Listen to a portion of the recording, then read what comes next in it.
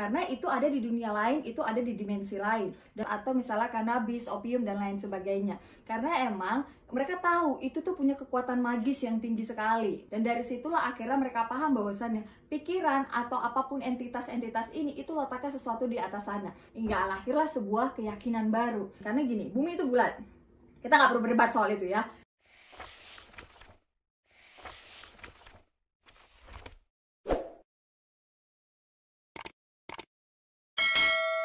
Hai Warmis, kali ini tuh aku bakal ngebahas buku ini. Ini versi bahasa Indonesianya, pasti udah banyak banget yang tahu. Nah, ini versi bahasa Inggrisnya.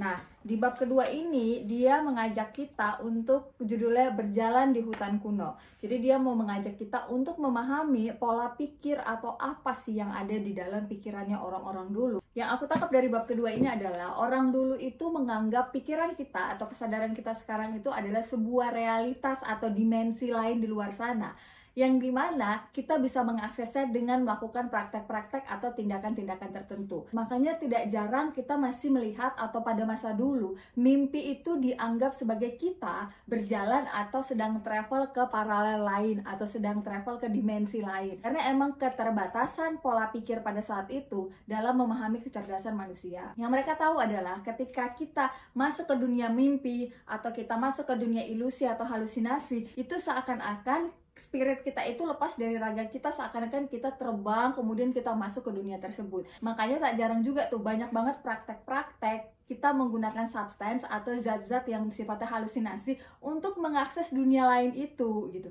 Karena mereka beranggapan bahwasannya untuk mengakses dunia lain kamu harus keluar dari tubuh kamu ini sampai kamu travel ke dunia lain tersebut. Mereka itu kan belum tahu bahwasannya halusinasi itu terjadi cuma dalam pikiran doang. Apapun yang kita lihat, semua segala macam halusinasi itu ya permainan otak karena zat-zat tertentu misalkan. Nah, itu mereka belum tahu. Jadi mereka beranggapan bahwasannya being is itu ada gitu. Apa yang mereka halusinasikan itu tuh benar ada, karena itu ada di dunia lain, itu ada di dimensi lain. Dan pada saat mereka masuk ke alam halusinasi, mereka berpikir mereka masuk ke dalam zona itu, mereka masuk ke dalam dunia itu. Itu sebabnya kalau kita ngelihat kayak penggambaran paganisme, itu kan ada banyak banget pencampuran ya, ibarat kata pohon digambarkan seperti apa, kemudian hewan digambarkan seperti apa. Jadi mereka berpikir ya itu ada, hewan itu ada di dunia lain, pohon-pohon seperti itu tuh ada di dunia lain, dan lain sebagainya, karena mereka menganggap pikiran kita adalah realitas dunia lain. Jadi mimpi, segala macam halusinasi, ilusi, delusi itu adalah realitas di dunia lain. Dan mereka percaya dengan mengakses dunia lain tersebut menggunakan zat-zat halusinasi, di mana ketika kamu mengkonsumsi zat tersebut, kamu bisa mengakses dewa, kamu bisa mengakses Tuhan, kamu bisa mengakses kondisi kesadaran yang lebih tinggi, kamu bisa mengakses dunia lain yang letaknya tidak tahu di mana, tapi dengan zat tersebut kamu bisa mengakses. Makanya kan kayak zaman dulu itu menggunakan zat-zat dari tumbuhan seperti kanabis, kemudian opium, itu kan dianggap lumrah. Malah itu kayak dielu-elukan. Dalam artian dielu-elukan tuh bukan kayak zaman sekarang ya, dielu-elukan tapi untuk penyalahgunaan dan lain sebagainya. Tapi zaman dulu itu ditinggikan derajatnya itu zat-zat seperti itu. Kemudian dimuliakan. Tapi bukan berarti semua orang bisa akses. Jadi zaman dulu zat-zat seperti itu tuh hanya dipegang oleh orang-orang tertentu. Hanya boleh dilakukan oleh orang-orang tertentu. Hanya boleh diakses, diberikan, dikonsumsi dan lain sebagainya hanya orang-orang tertentu. Makanya ada istilah saman atau ahli dukun dan lain sebagainya. Jadi mereka yang punya kuasa atas zat-zat atau misalnya kanabis, opium dan lain sebagainya. Karena emang mereka tahu itu tuh punya kekuatan magis yang tinggi sekali. Mereka kan nggak tahu bahwa itu halusinasi ya gitu.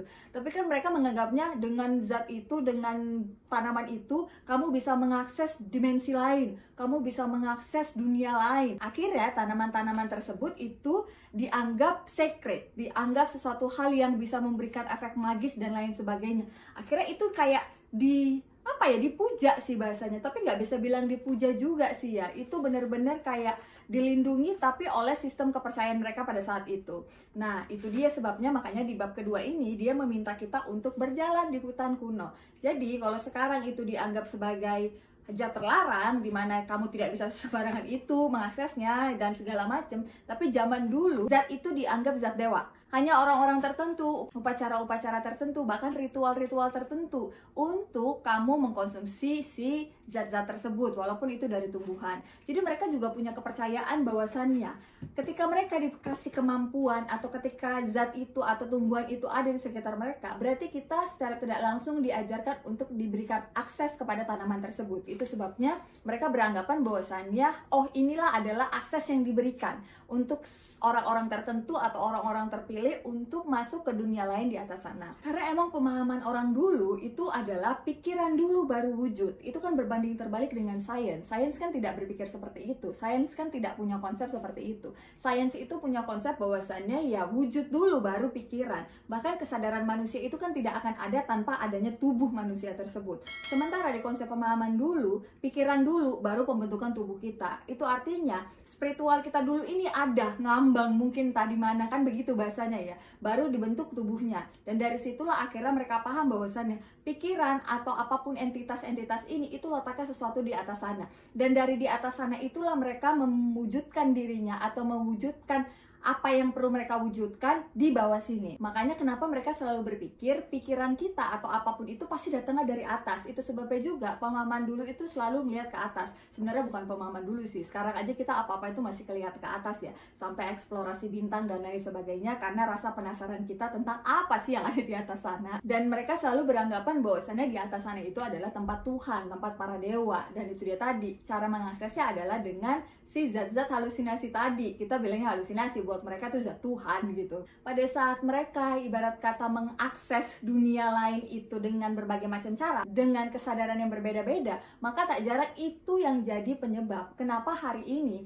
mereka atau bahkan kita masih memiliki banyak dewa-dewi. Mungkin sekarang kita menganggapnya mitologi ya, tapi pada saat itu mereka kan tidak paham seperti itu. Otomatis itu menjadi cerita. Akhirnya lahirlah sebuah belief, keyakinan bahwasannya ada sosok being yang tidak bisa kita lihat dengan kasat mata, tapi ternyata melindungi kita nih dari atas, dan dia sosoknya begini-begini. Hingga lahirlah sebuah keyakinan baru. Nah itu pasti akan berbeda dengan kota sebelah misalkan, karena trendsnya kota sebelah itu pasti berbeda dengan kita.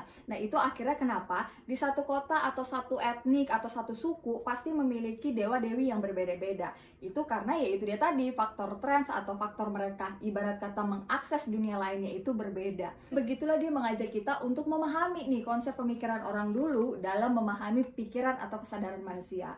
Dan karena kesadaran kuno itu juga, mereka ngelihat biologi atau apapun ibarat kata organisme di muka bumi ini itu pasti berkaitan dengan di atas sana. Dan ini tidak bisa dibantahkan, bahkan sampai pergerakan-pergerakan planet itu mempengaruhi apapun organisme yang ada di bumi ini. Karena mereka percaya bahwasannya apa yang tercipta di atas muka bumi ini itu ya karena faktor planet-planet di luar sana.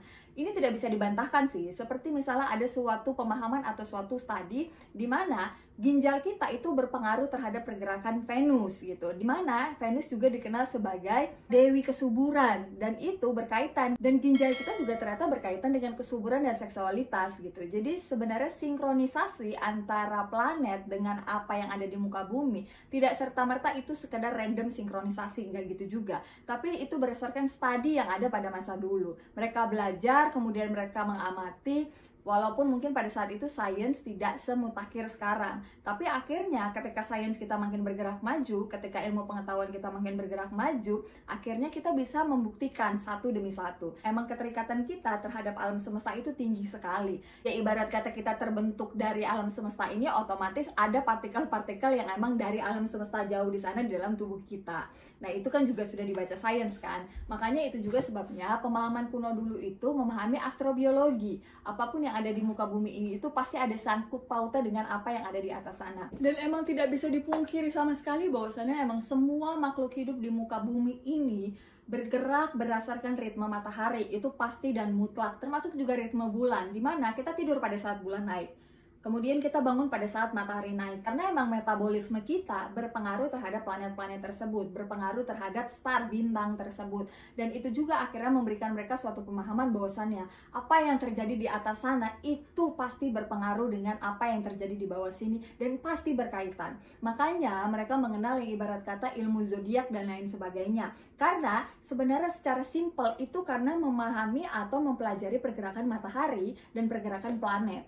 Itu sebabnya ilmiah, mereka punya suatu keyakinan, misalnya planet lagi ada di mana, matahari lagi ada di mana, maka itu bulan buruk. Atau misalkan planet ini lagi ada di mana, matahari dan bulan ada posisi di mana, maka itu bulan baik, atau itu masa baik, atau itu masa subur dan lain sebagainya. Itu semua kan terjadi berbeda-beda nih, karena gini, bumi itu bulat. Kita nggak perlu berdebat soal itu ya. Jadi bumi itu bulat, di mana ketika kita nih lagi di Indonesia tentu akan mengalami musim yang berbeda dengan misalkan benua di luar sana yang lain. Nah, itu juga yang akhirnya menyebabkan pemahaman atau sistem kepercayaan itu menjadi berbeda-beda. Karena apa? Ketika kita di malam hari ngelihat ke atas bulan dan bintang yang sama, belum tentu orang lain akan melihat hal seperti itu juga. Karena kan emang benar kan, orang di kutub utara dengan orang di kutub selatan itu melihat posisi bulan aja sudah berbeda. Itu katanya terbalik. Nah, itu sebabnya otomatis cara kita melihat sesuatu, cara kita mempercayai sesuatu dari satu suku ataupun dari satu wilayah-wilayah itu pasti akan berbeda. Itu pasti akan berbeda karena itu dia tadi, kesadaran kita terbatas pada saat itu, kemudian trends kita berbeda pada saat itu, hingga lahirlah sebuah kesadaran bahwasannya Tuhan itu banyak, perlindung itu banyak.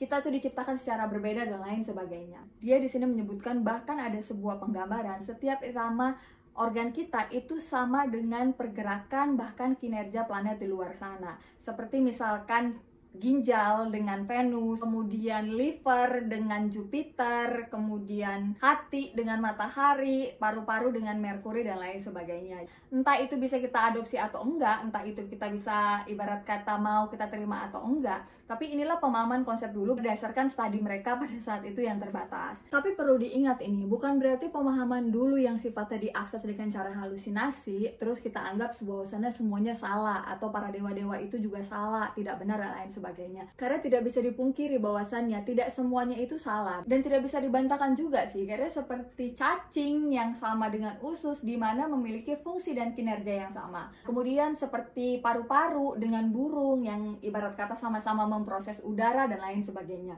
Jadi sebuah pemahaman kuno yang ibarat kata mungkin terlihat aneh bagi kita, tapi sebenarnya mereka memiliki suatu konsep bahwasannya apa yang ada di atas sana itu pasti berkaitan dengan apa yang ada di sini. Hingga hari ini sains juga membenarkan itu. Ibarat kata ada 1-2 kondisi sains atau 1-2 ilmu sains mempelajari itu dan membenarkan itu. Ya ibarat kata kita dari gugusan atom.